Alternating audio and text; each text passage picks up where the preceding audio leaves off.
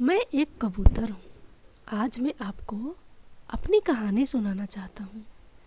आप सभी मकर संक्रांति पर खूब पतंग उड़ाएंगे, खूब तिल गुड़ खाएंगे। आपको आपके मम्मी पापा खूब सारी पतंग, माजा, मंजा, फिरकी ला कर देंगे। पर मैं तो अकेला हूँ। जब भी मकर संक्रांति आती है मुझे याद आती है अपने मम्मी पापा की। तब मैं बहुत छोटा था, मेरे पंख बहुत नाजुक थे, मैं उड़ भी नहीं सकता था। बस मैंने आंखें ही खोली थी। मेरे मम्मी पापा सुबह होते ही दाना पानी के लिए भटकने निकल जाते थे। उस दिन भी वे दोनों मेरे लिए दाना जुटाने निकल पड़े थे। हाँ, वह मकर संक्रांति का ही दिन था। चारों तरफ बहुत शोरगुल था, हर तरफ मस्ती से आवाज़ें आ रही थी। वो कांटा काटा है, काई पोछ है।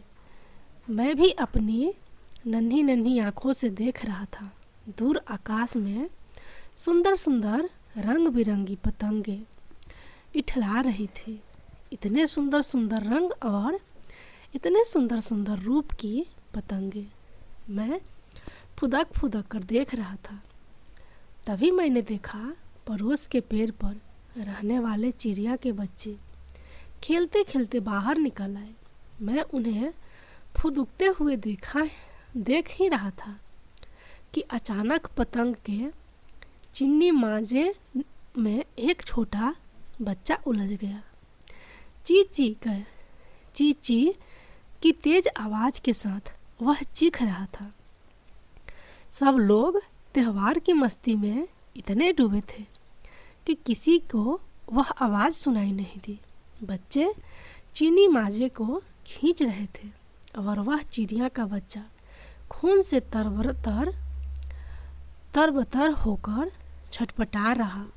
कुछ देर में उसके कोमल पंख अलग हो गए। यह देख मैं डर गया, जोर जोर से रोने लगा। मुझे अब अपने माँ और पिता की चिंता सताने लगी। मैं कुछ नहीं कर सकता था क्योंकि मैं अभी उड़ान भी नहीं जानता था, उड़ना भी नहीं जानता था। अगर बाहर आने की कोशिश भी करता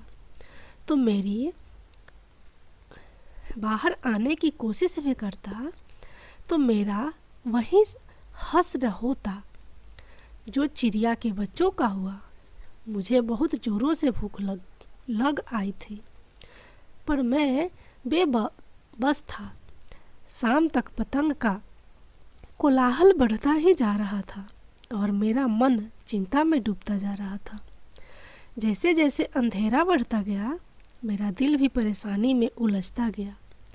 पतंग के चीनी माजे की तरह कहाँ होंगे मेरे मम्मी पापा, कैसे उड़ रहे होंगे वह आकाश में तो बिल्कुल भी जगह नहीं बची। और यह चीनी धागा कितना खतरनाक है। इसी में उलझ कर तो अभी चिड़िया का बच्चा मर गया है। उसके आसपास उसके मम्मी पापा विलाप कर रहे हैं। मेरा मन भारी हो रहा है। क्या करूं, कहाँ जाऊं, किससे पूछ कर देखूं। मैं अकेला अपने घोंसले में भूख और मम्मी पापा की यादें में थक कर बेचैन होने लगा। तभी अंधेरे में मुझे अपने पापा लड़खड़ाते उड़ते हाल बेहाल आते दिखाई दिए। मैं जोर जोर से चिहुकने लगा। मैंने देखा उनके पंख कटे हुए थे, हर तरफ से खूब खून बह रहा था। उनकी चोंच भी निकल गई थी, पंजों के नाखून लटकने लगे थे। मैं उन्हें देखकर चीख उठा।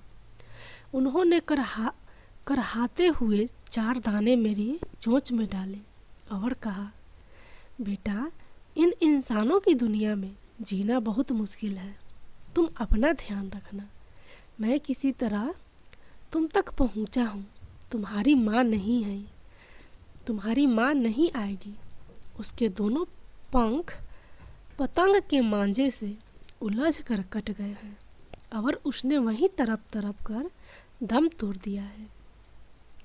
मुझे याद आया कि पापा की हालत देखकर मैं भूल ही गया था कि मम्मी के बारे में पूछूं, पर अब तो उनका हाल सुनकर मेरे सब्र का बांध टूट गया। पापा ने मेरी तरफ देखते देखते आंखें बंद कर ली। मैं अकेला रह गया। आज फिर मकर संक्रांति है। आज मेरे बच्चे भूखे हैं, पर मैं दाना नहीं ला सकता।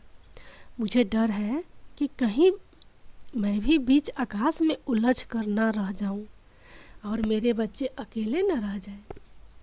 मैं आपसे पूछता हूँ, क्या आपको रोना नहीं आता जब आपको छोटी सी भी चोट लग जाए? तो फिर सोचिए कि इस आकाश में आज के दिन कितने पंछी उलझकर दम तोड़ देते हैं, कितने बच्चे मेरी तरह अकेले रह जाते हैं और कितने मम्मी पापा अपने नन्हे बच्चे के लिए रोते रह जाते हैं। उस चिड़िया की तरह क्या आप मुझे वादा करेंगे कि पतंग वहीं उड़ाएंगे जहाँ पंछी ना उड़ते हो?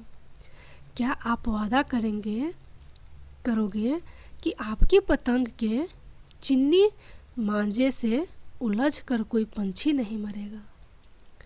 प्लीज़ मेरे नन्हे फ्रेंड्स, हम पंछियों के लिए आकाश का कोई कोना तो रहने दो।